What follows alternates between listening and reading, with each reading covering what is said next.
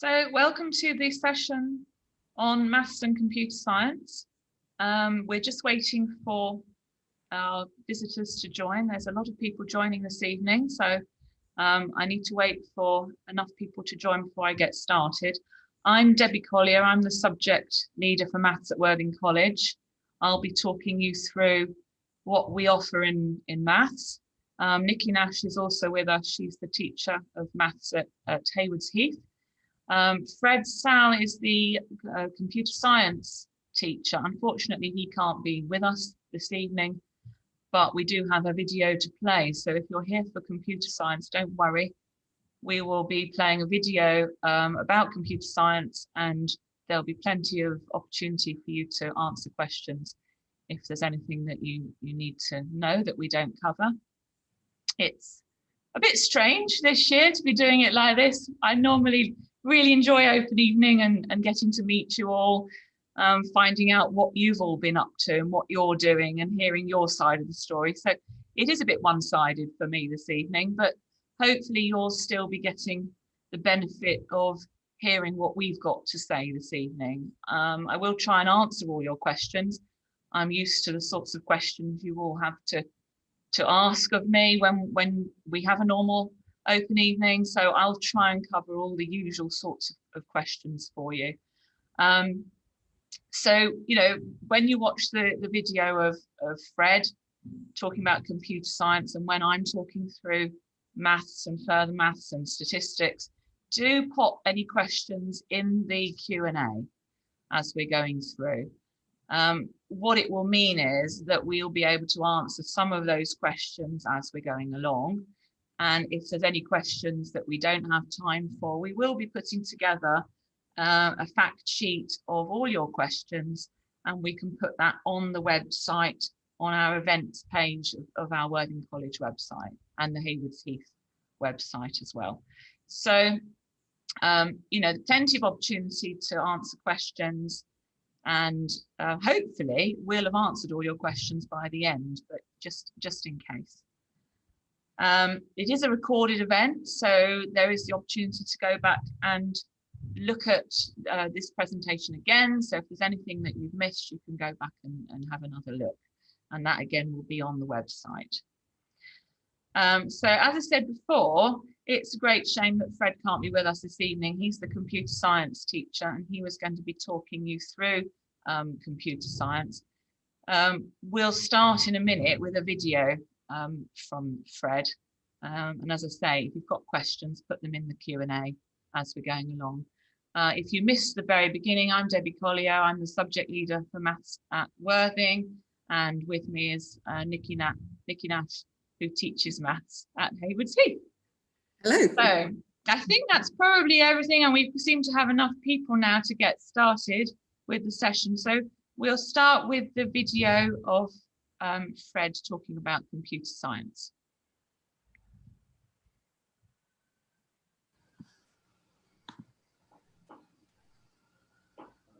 Hello, my name is Fred Sal, and I'm a computer science subject expert at the college. Whether you're applying to Worthing or Haywards Heath College, I'm going to take a few minutes to introduce you to the key things you need to know about the computer science course. What is this course about? I think it is fair to say that advances in computing are transforming the way we work and live, and many great challenges lie in the present and future for computer scientists to solve. The course will develop your technical understanding and ability to analyze and solve real-world problems using computational thinking. How will you be assessed? At the end of the second year, you will take 2 exam papers and submit coursework. Paper 1 tests your ability to program, as well as some aspects of computer science theory. It is a non-screen exam with a duration of 2 hours, 30 minutes, and is worth 40% of the A-level. Paper 2 tests your ability to answer short and extended questions. It is a written exam with a duration of 2 hours, 30 minutes, and is worth 40% of the A-level. The non-exam assessment assesses your ability to use the knowledge and skills gained through the course to solve or investigate a practical problem. It is worth 20% of the A-level, and students are free to use any technology or language they would like to use. What skills do you need to develop? The primary skill needed for the course is computational thinking, and I will quickly describe some of the key elements of this. Algorithmic thinking is a way of getting to a solution through a clear definition of the steps involved. Decomposition involves breaking down problems into their separate parts. The parts can then be understood, solved, developed, and evaluated separately. Abstraction is another way to make problems or systems easy to think about. It simply involves hiding detail, removing unnecessary complexity. The skill is in choosing the right detail to hide so that the problem becomes easier without losing anything that is important. Generalization is a way of quickly solving new problems based on previous problems we have solved. We can take an algorithm that solves some specific problem and adapt it so that it solves a whole class of similar problems. Evaluation is the process of ensuring an algorithmic solution is a good one, that it is fit for purpose. Various properties of algorithms need to be evaluated, including whether they are correct, are fast enough, are economic in the use of resources, are easy for people to use, and promote an appropriate experience. The ability to analyze problems in computational terms and solve such problems using algorithms and writing code are key skills that you will need to develop. What are the lessons like? Lessons consist of programming and theoretical elements. Theoretical concepts, when appropriate, are reinforced through programming as many parts of the specification are interlinked. The center language is C#, and our main integrated development environment is Microsoft Visual Studio Community Edition 2017. We also have access to Microsoft Azure ecosystem, allowing you to deploy cloud-based solutions using the full stack. What do people do with this course going forward? Over the years, I've had students who eventually become system architects, software engineers, project managers, systems analysts, data analysts, and so on. Finally, do remember to download your Getting Ready for task, which can be accessed from the homepage of the college website. Also, I expect you heard that Ofsted recently charged the Chichester Group to be outstanding in every respect. We look forward to seeing you in September, and I wish you every success at the college. Thank you.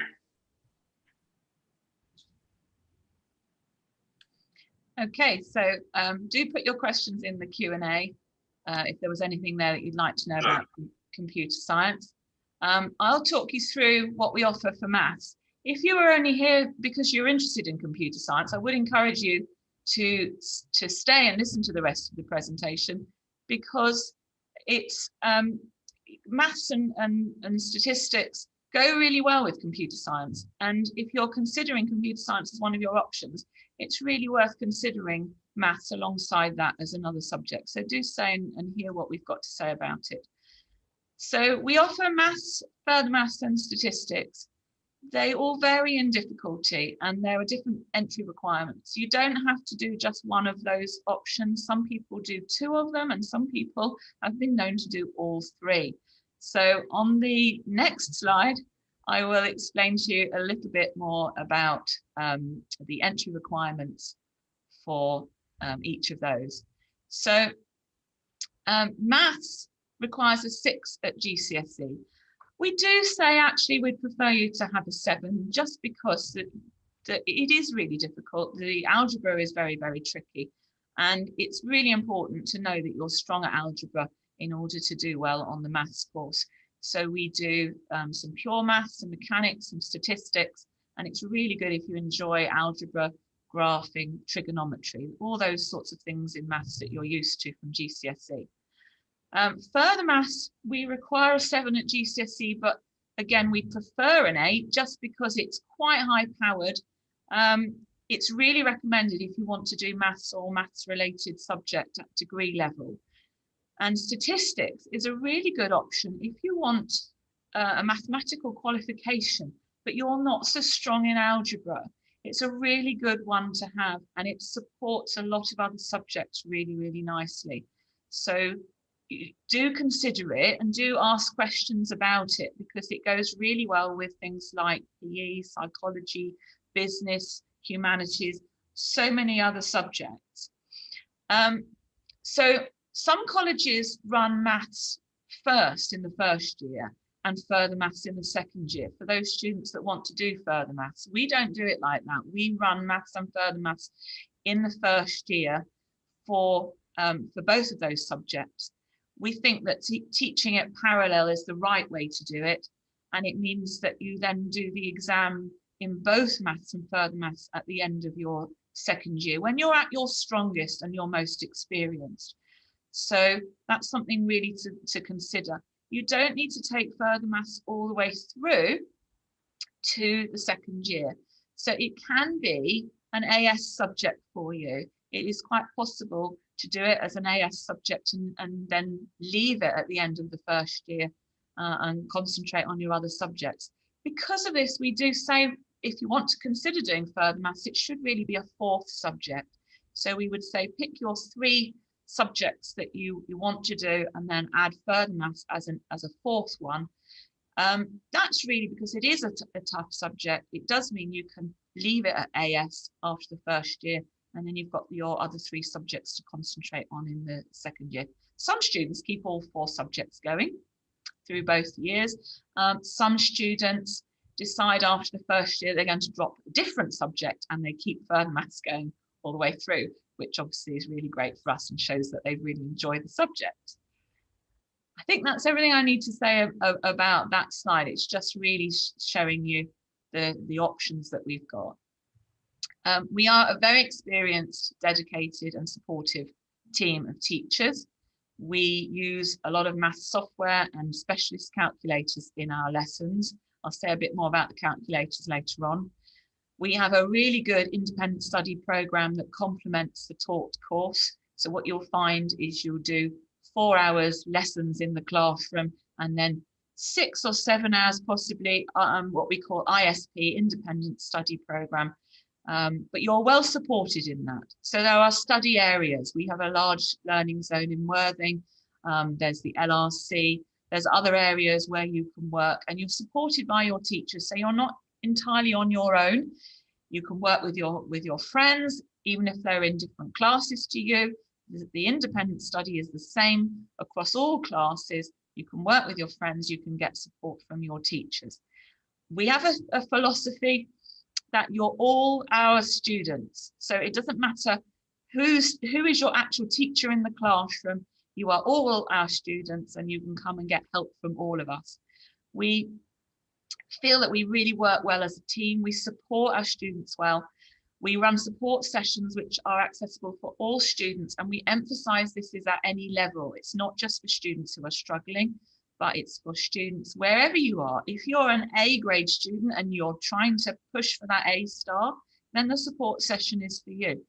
Whatever level you're at, there's always room to improve and to get teacher support and teacher help.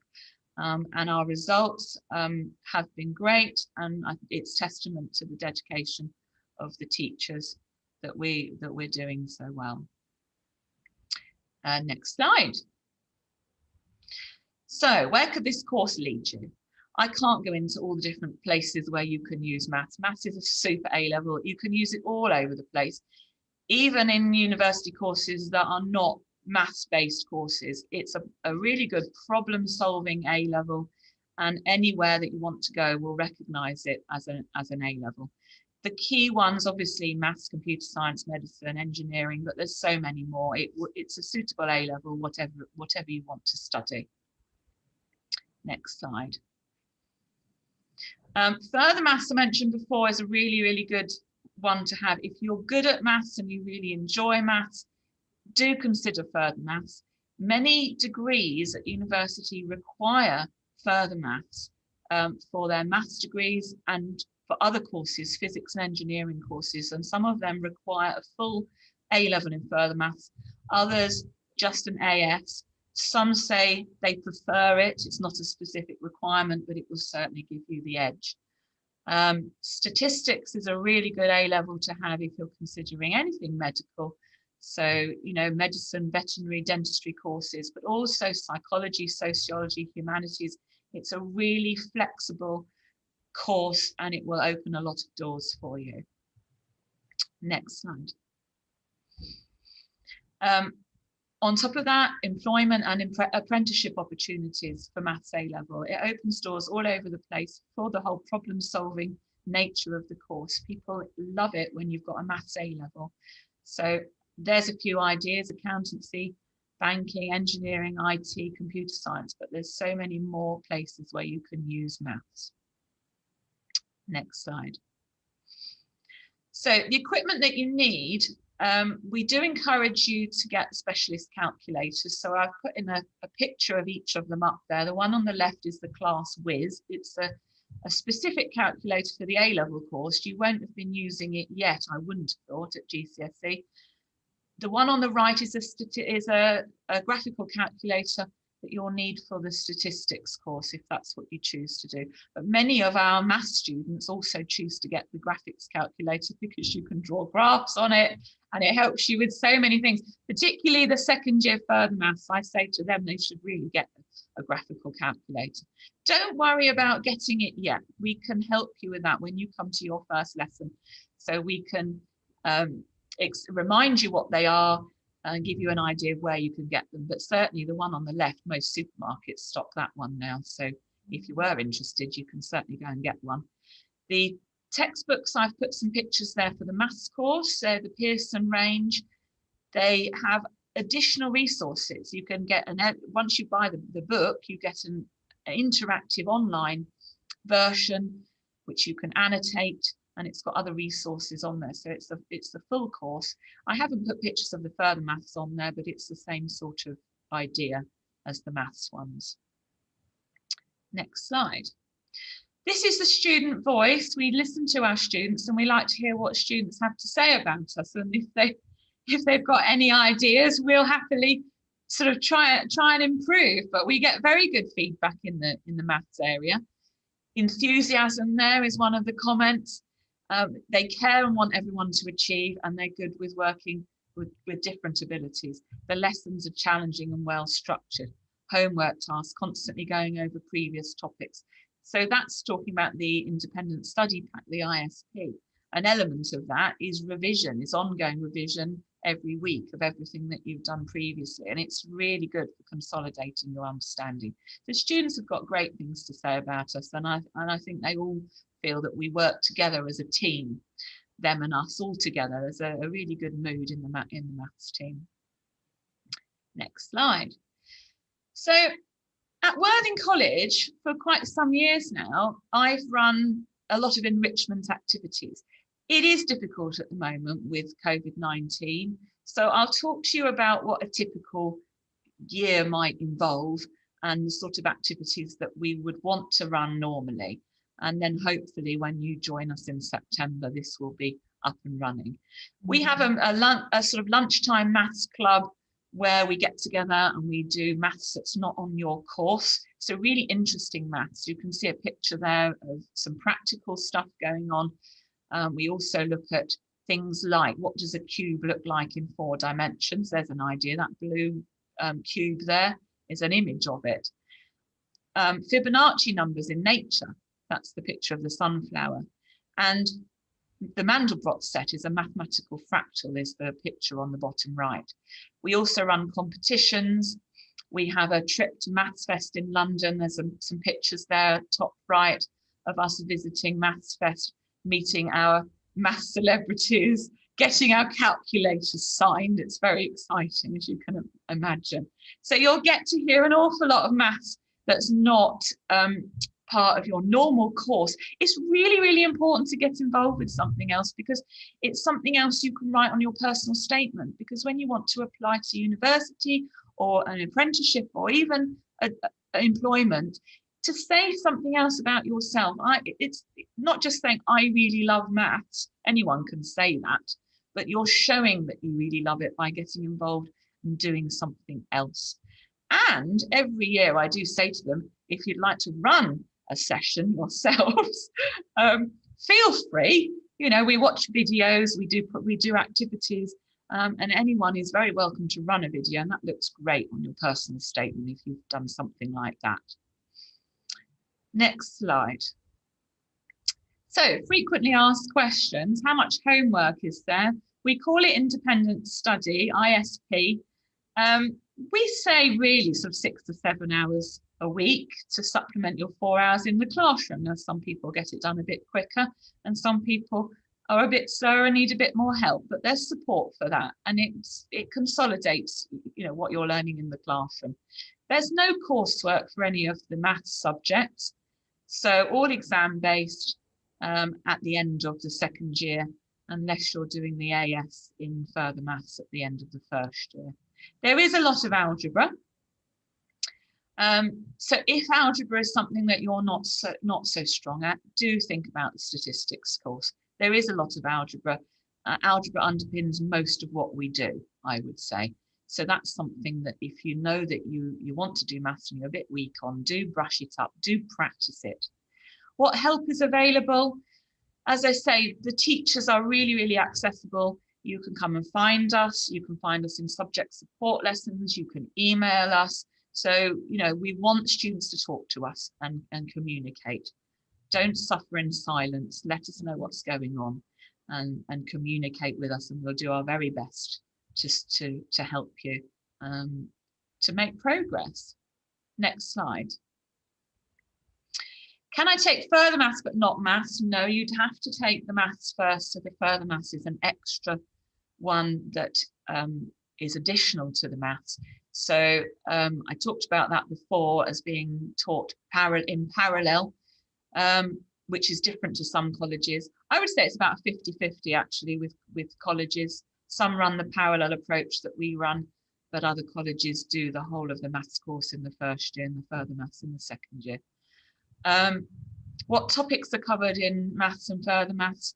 So maths is your pure maths, so algebra, trigonometry, graph drawing, but you also do some mechanics and some statistics in maths. So that builds onto some of the things you'll have seen at GCSE level. In further maths, we look at some different topics. So in pure maths, topics we do that you won't have seen before would be complex numbers, matrices, just things that you may have seen if you're doing the further maths GCSE. Don't worry if you're not doing the further maths GCSE. It really doesn't make a difference. It's, you know, some people feel a bit more confident if they have done it, but it doesn't make a difference because we don't assume any prior knowledge. But it's so exciting to be doing some different maths, and it complements what you're doing in your maths course. We also do a little bit of mechanics in further maths as well, and we do some decision maths, which is a completely new topic to you probably. And it's got a lot of overlap with computer science actually, not that it matters if you're not doing computer science. Do I need to have done further maths at GCSE? Well, I think I've answered that. You don't need to have done further maths at GCSE. We will assume that you don't know the topic and we start from scratch. And actually, most people, even if you have done further maths at GCSE, welcome the fact that we're starting it from scratch and really making sure that we consolidate what you know. So I think I've answered all the questions on there. I don't know if there's any other questions that need answering before we finish. As I said at the beginning, do pop down in the Q&A before we wind up and finish this presentation. If you've thought of anything that I haven't covered, please pop it in the Q&A, either about the maths or about the computer science. We will upload the recording of this session to our website, but we'll also upload a frequently asked questions fact sheet that will be on the event page on the website.